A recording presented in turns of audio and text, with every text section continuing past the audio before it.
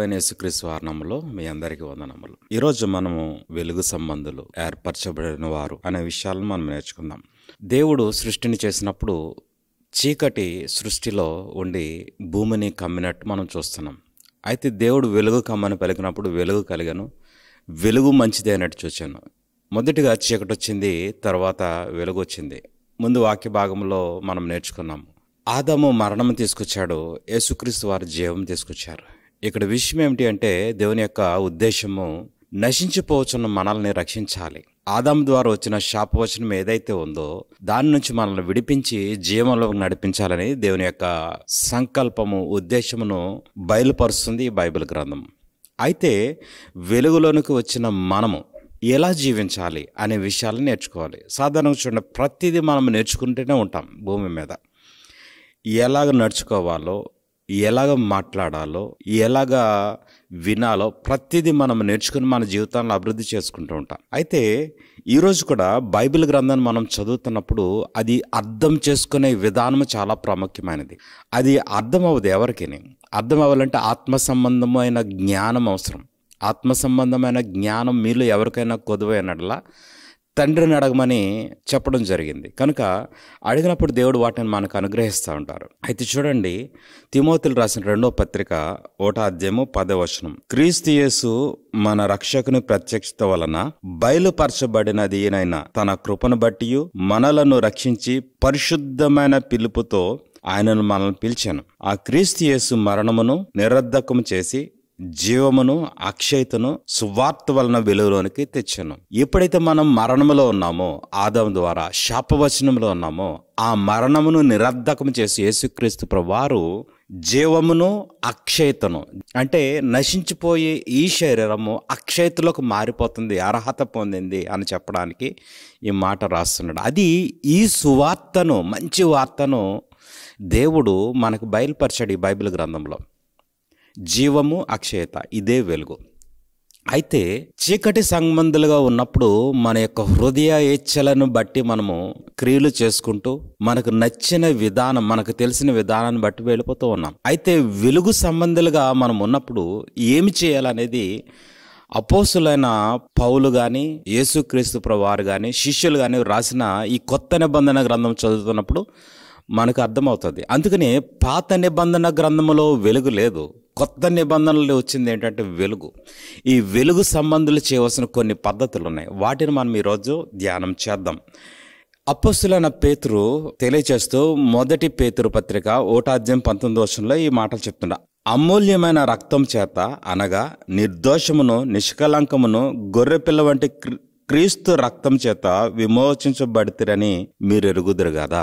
ఎవరు రక్తం వల్ల విమోచింపబడ్డామంటే మన రక్తము పాపంతో నిండి ఉంది. సో పాప సంబంధమైన రక్తము చెందించడం వల్ల విమోచన రాదు. కనుక దేవుడు పరిశుద్ధము, నిర్దోషమైన యేసుక్రీస్తు అనే గొర్రెపిల్ల రక్తాన్ని ఎంచుకుని ఆయన రక్తం ద్వారా మనల్ని అందరూ కడిగేశాడు.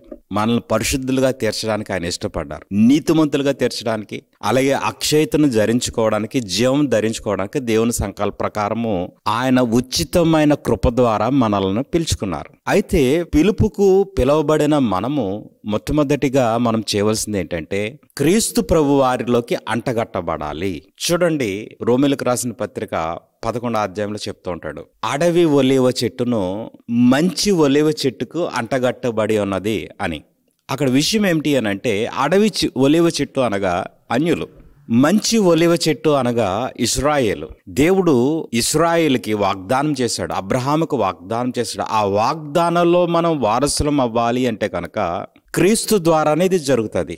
అందుకని గలాతీయులు రాసిన పత్రిక 3వ అధ్యాయం 27 నుంచి 29 వచనాలు మనం చదివితే కనుక, క్రీస్తు యేసులోనికి బాప్తిజం పొందిన మీరందరూ క్రీస్తును ధరించుకున్నారు. ఆ పక్షమందు అబ్రహాము సంతానమైండి వాగ్దానమునకు వారసులై ఉన్నారు. బాప్తిజం తీసుకుంటే అబ్రహాం సంతానమై ఆయనకి ఇవ్వబడిన వాగ్దానములకు మీరు వెళ్తారు. అయితే అబ్రహాం వాగ్దానం పొందారా లేదని అనేది వేరే టాపిక్, అది నేను చెప్పాను, మీరు వీడియోస్లో చూడండి, అర్థమవుతుంది. అయితే ఈ వాగ్దానంలోకి వెళ్ళిన మనము ఏం చేయాలి అని అంటే కనుక మొట్టమొదటిగా బాప్తిసం అంటే మరణానికి సాదృశ్యం. బాప్టైజో అనే ఒక హీబ్రూ వర్డ్ నుంచి అది రావడం జరిగింది. బాప్టైజో అంటే ముంచుట, పూర్తిగా రంగు మార్చుట. ఈ రోజున మనం పూర్తిగా మన జీవిత విధానాన్ని మార్చుకుంటున్నాం. ఎలా మార్చుకుంటున్నాం అంటే, అంటగట్టడానికి ఒక సాదృశ్యం ఏమిటి అని అంటే, ఒక మొక్కను తీసుకొస్తారండి. ఈ మొక్కకి వేరే మొక్కను తీసుకొచ్చి అంటగడతా ఉంటారు. నేను ఎక్కడి నింటాను అనేది చాలా మందికి మీకు తెలియదు. నేను రాజమండ్రి దగ్గర కడియం అనే గ్రామంలో ఉంటాను. ఇక్కడ కడియము నర్సరీస్కి ఫేమస్. అయితే ఈ మొక్క ఏదైతే ఉందో దానిని కట్ చేస్తారు. ఫస్ట్ కట్ చేసిన తర్వాత మంచి గులాబీ కొమ్మని తీసుకొచ్చి దాన్ని కనెక్ట్ చేస్తారు. కనెక్ట్ చేసినప్పుడు పైన అన్ని స్వచ్ఛమైనట్టి గులాబీలు మంచిగా రావడం జరుగుతుంటుంది. అంటగట్టడం అనేది. ఈ రోజున చూడండి, మనము యేసుక్రీస్తు ద్వారా అంటగట్టబడ్డాం. అంటే యేసుక్రీస్తు ప్రభువారు కట్ చేయబడాలి మొట్టమొదటిగా. అదే ఆయన చేసిన గొప్ప యాగము. సిలువలో ఆయన చనిపోయినప్పుడు ఇప్పుడు బాప్తిజం పొందిన మనము కూడా లోకం నుంచి కట్ చేయబడాలి. అంటే వేరుపరచబడి క్రీస్తులో మనం అంటగట్టబడాలి. అప్పుడు మన యొక్క స్వభావం మారుతుంది. అందుకనే యేసుక్రీస్తు ప్రభువారి యోహాను సువార్తలో చెప్పబడిన మాటను మనం చూస్తే, నేను నిజమైన ద్రాక్షవల్లిని, నా తండ్రి వ్యవసాయకుడు, మీరు తీగలు.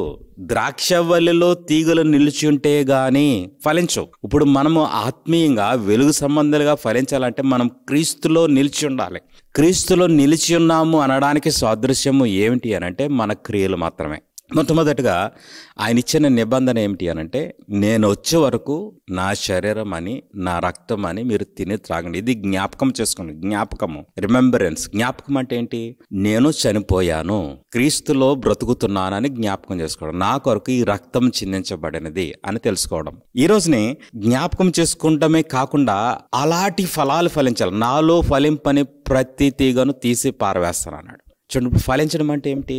మనలో క్రీస్తు అంటగట్టబడినట్లయితే మనం ఫలించే ఫలం ఏమిటంటే ఆత్మఫలము. గలతీయులకు రాసిన పత్రికలు చెప్పబడిన ఆత్మఫలము ప్రేమ, సంతోషము, సమాధానము, దీర్ఘశాంతము.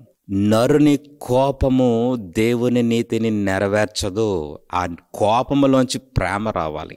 ఏదైతే శరీర సంబంధమైన క్రియలు ఉన్నాయో, ఫలాలు ఉన్నాయో, వాటికి ఆపోజిట్గా ఆత్మ సంబంధమైన ఫలాలు వచ్చినాయి. కనుక మీరు డిస్ప్లేలో చూస్తున్న ఈ ఫలాలను మనము బలపరుచుకోవాలి లోపల. ఎందుకంటే హెబ్రీయులకు రాసిన పత్రిక 6వ అధ్యాయము 1వ వచనంలో అపోస్తలుడైన పౌలు చెప్తున్నాడు, కాబట్టి మీరు నిర్జీవ క్రియలను విడిచి. నిర్జీవ క్రియలు అంటే చనిపోయే క్రియలు. ఏం చనిపోతుంది? శరీరం ఎప్పటికీ చనిపోతుంది. కానీ ఆత్మను, శరీరంను చంపేవాడు ఒకడున్నాడు. ఆయనే పరలోకంలో ఉన్న తండ్రి. ఆయన తన కుమారుని భూలోకానికి మరలా పంపించబోతున్నారు తీర్పు తీర్చడానికి. అప్పుడు మన ఆత్మ, శరీరము కూడా నాశనం అవుతుంది. అయితే ఆ రోజున తీర్పు నుంచి మనం రక్షింపబడాలి అని అంటే కనుక నిర్జీవ క్రియలను విడిచి మారు మనసు పొందుటయు, దేవుని యందు విశ్వాసమును, బాప్తిస్మమును గూర్చిన బోధయు, హస్త నిక్షేపను, మృతుల పునరుద్ధానం, నిత్యత్వమైన తీర్పును పునాది మరలా వేయక క్రీస్తుని గూర్చి మూలోపదేశం మాని సంపూర్ణులగుటకు సాగిపోదము. ఏం చేయాలి అని అంటే, మరలా నేను పాపం చేసేసాను, నేను కొత్త బాప్తిజం తీసుకోవాలా, లేకపోతే నేను ఇంకా వాక్యం నేర్చుకోవాలా, లేకపోతే ఇంకా ఏదన్నా డాక్టరీని తెలుసుకుని నేను వెళ్ళాలా? చాలా మంది ఈ డాక్టరీని విషయంలో తప్పు చేస్తున్నారు. మనము దేవుని రాజ్యానికి వెళ్ళడానికి విశ్వాసము, మన యొక్క జీవిత విధానం చాలా ప్రాముఖ్యమైనది. అందుకనే హృదయ శుద్ధి గలవారు ధన్యులు, వారు దేవుని చూచెదరు అన్నాడు యేసుక్రీస్తు ప్రభువారు. డాక్టరీని తెలిసిన వారు ధన్యులు, లేకపోతే వాక్యం బాగా చెప్పేవారు ధన్యులు అని ఎక్కడ చెప్పబడలేదండి. ప్రభువా ప్రభువా అని పిలిచేవాడు పరలోకం రాజ్యంలో చేరడు. ఆది నాన్న అనేకులు యేసుక్రీస్తు ప్రభువారి యొక్క సింహాసనం మీద నిలిచి ఉన్నప్పుడు, కుడివైపున గొర్రెలు, ఎడం వైపున మేకలు ఉన్నప్పుడు చెప్పబడిన ఉపమానాన్ని మనం చూస్తే కనుక, ఎడం వైపున ఉన్నవారు, అయ్యో ప్రభా, నీ నామం మేము దెయ్యాలు వెళ్ళగొట్టలేదా? మీ నామమున ప్రవచించలేదా? నీ నామం అద్భుతాలు చేయలేదా? దెయ్యాలు వెళ్ళగొట్టేది పాస్టర్లే, ప్రవచించేది పాస్టర్లే, అద్భుతాలు చేసేది పాస్టర్లే, ఈరోజు స్టేజ్ని ఆక్రమించేది పాస్టర్లే, అన్ని చేసేది పాస్టర్లే. యేసుక్రీస్తు ప్రభువారు అక్కడ చెప్తున్నారు, అక్రమము చేయువారులారా మీరెవరో నేను ఎరుగను. మనుషుడు ఏమంటున్నాడంటే, దేవుని సంతోషపెట్టడానికి ఏదో పని చేయాలి. అదేంటి అని అంటే, సువార్త చేసేయాలి, లేకపోతే డబ్బులు ఖర్చు పెట్టేయాలి, దేవునికి పెద్దగా క్రిస్మస్ చేసేయాలి, నేను మందిరం కట్టాలి. ఇది కాదండి. హృదయ శుద్ధి గలవారు, పరిశుద్ధత లేకుండా దేవునికి ఇష్టడై ఉండుట అసాధ్యము.